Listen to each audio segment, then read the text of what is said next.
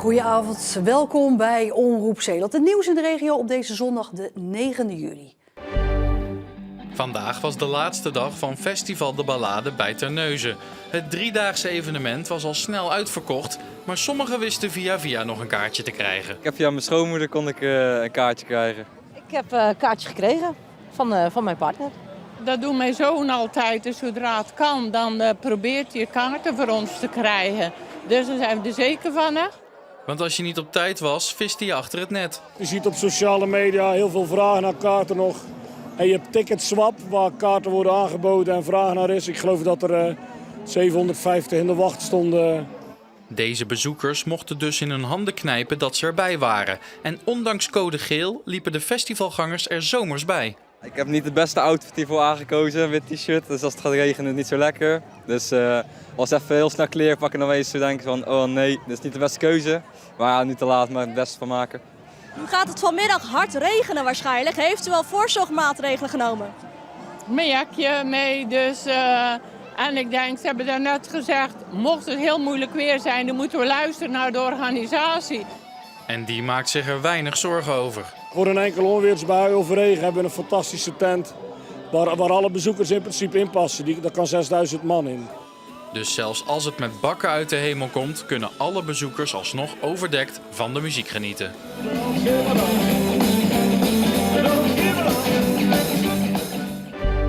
Het lijkt een heel gewoon huis in een wijk in Terneuzen. Maar achter deze voordeur kunnen mensen die ongeneeslijk ziek zijn al 15 jaar terecht voor de laatste fase van hun leven.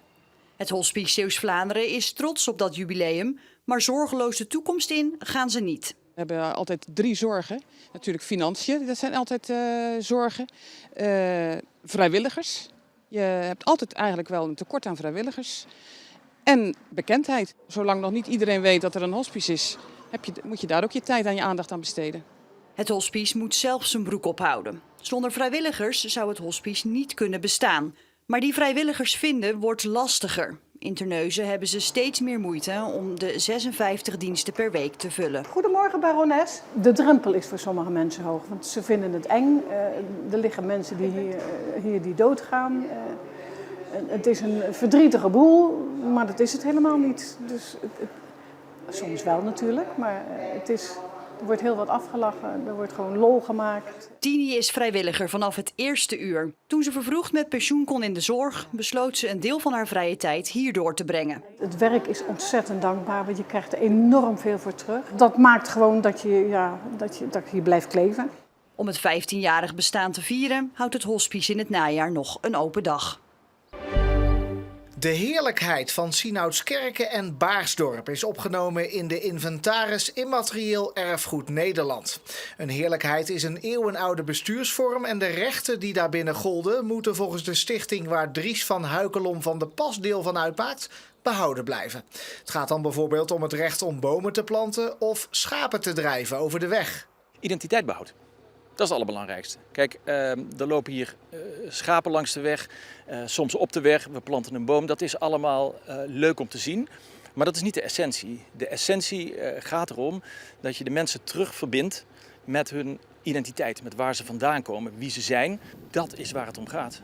Volgens Van Huikelom van de Pas, wiens moeder de eigenaresse is van de rechten die bij de heerlijkheid horen, leven we in een tijd waarin veel te veel is en wordt afgebroken. Materiële zaken, maar ook door schaalvergroting. En juist door het accent te leggen op Sinoutskerke-Baarsdorp, met die heerlijkheid, proberen wij in die enorme brei van steeds uitdijende gebieden toch iets te betekenen voor de mensen die hier wonen. De vermelding op de erfgoedlijst zorgt voor meer aandacht en Van Huikelom van de Pas hoopt zo dat er meer mensen komen die zich willen inzetten voor het behoud van de heerlijkheid. Vanuit het hele land zijn paarden en hun ruiters dit weekend neergestreken bij De Croo Ruitersport in Nieuw- en Sint-Joosland. Voor de 16e keer is het Zeeland Outdoor en de organisatie kijkt met veel trots naar de deelnemerslijst. In de basis is paardensport natuurlijk echt voor iedereen. Ik bedoel, je kan als je 7 bent wedstrijden rijden, maar je ziet ook ruiters van 70 in de baan bij wijze van spreken. Dus paardensport is heel breed. Dus het is eigenlijk ook wel voor iedereen, voor alle niveaus. Als je net begint, kan je beter dressuur rijden. Maar we hebben ook Tamar in de Grand Prix. Dus je gaat echt van heel laag naar Olympisch niveau, zeg maar. Sfeer is goed, accommodatie is super. Het weer is mooi, dus heerlijk in Zeeland. Maar finale rijden is wel extra leuk, want ik heb haar zelf gefokt en nu zijn we hier. En heeft u uw concurrentie al een beetje gezien? Ja, die is niet zo mals. De Kro organiseert al jaren wedstrijden op hoog niveau en daar is de accommodatie ook naar. Nieuw dit jaar is de livescoring, zodat de uitslagen direct in een app beschikbaar zijn. Dat is nieuw op regionaal niveau. Je kunt vanaf het terras de punten volgen en als de ruiter de ring uitstapt is de score al bekend. En normaal zie je dat alleen op 5-sterrenwedstrijden. Nou ja, dan zijn we ook even 5 sterren hier zo. Dus dat is voor ons heel leuk. Tot 2020 organiseerde de Kro ook de internationale versie van dit evenement. Maar of dat ooit terugkomt? Oh, we zeggen nooit nooit.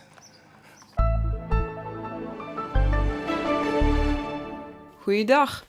Het is vandaag meteorologisch gezien een interessante dag met veel onstabiliteit in de atmosfeer en dreigende luchten. Hier zien we ook wat castellanus en dat is een wolkensoort die zich vooral laat zien als er onweer op komst is. En onweer is op komst. De zwaarste buien die lijken zich te concentreren op vooral Midden- en Oost-Nederland.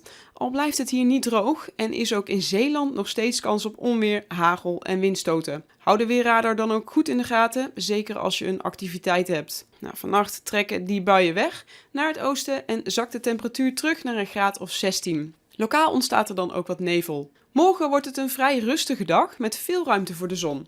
Met een westelijke 3 Beaufort wordt het 21 graden aan de kust tot zo'n 26 graden in het binnenland. Ook dinsdag verloopt rustig en een graadje warmer. Dinsdagavond nadert er een storing in de vorm van een koufront. Buien met kans op onweer passeren ook dan weer de provincie. Daarachter zitten we duidelijk in de koelere lucht, want de temperatuur zakt terug naar een graad of 20, wat net iets onder normaal is. Ook neemt de wind iets toe naar matig tot vrij krachtig en we houden iedere dag weer kans op een lichte regenbui.